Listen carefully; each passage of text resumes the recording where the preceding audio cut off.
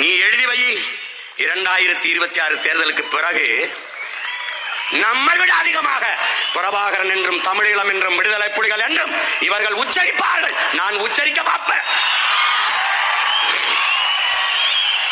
நாம் மரம் மாநாடு என்றால் சிரிப்பார்கள். அரங்கிற்குள்ளே அலையாத்தி காடுகள் மாநாடு என்பார்கள். நான் மேச்ச நிலம் மாடு ஆடு என்றால் சிரிப்பார்கள். மறுபடி அரங்குக்குள்ளே ஆடு மாடு வளர்த்தல் வருமானம், அது வந்து செல்வம், கால்நடைகள் பராமரிப்பு எல்லாம் நடத்துவார்கள். காலம் வரும் வரும் என்று காத்திருந்த தலைவனின் பிள்ளைகள் இல்லடா, எங்களுக்கான காலத்தை உருவாக்கிய தலைவனின் பிள்ளைகள் நாங்கள். இன்னைக்கு எங்க நிக்கிறோம்? நாம் எங்க நிக்கிறோம்? நாதியற்று நிக்கிறோம். மாட்டுக்கு நீதி சொன்னவன், மாண்பு கொண்டு வாழ்ந்த மக்கள், சோறு வடிச்ச தண்ணி ஆறா ஓடியது என்கிறான். முத்திலிருந்து தான், சிப்பியிலிருந்து தான் முத்தெடுத்தான். கரும்பின் கண்ணல் மொழியில் இருந்து முத்தெடுத்தாங்கிறான்.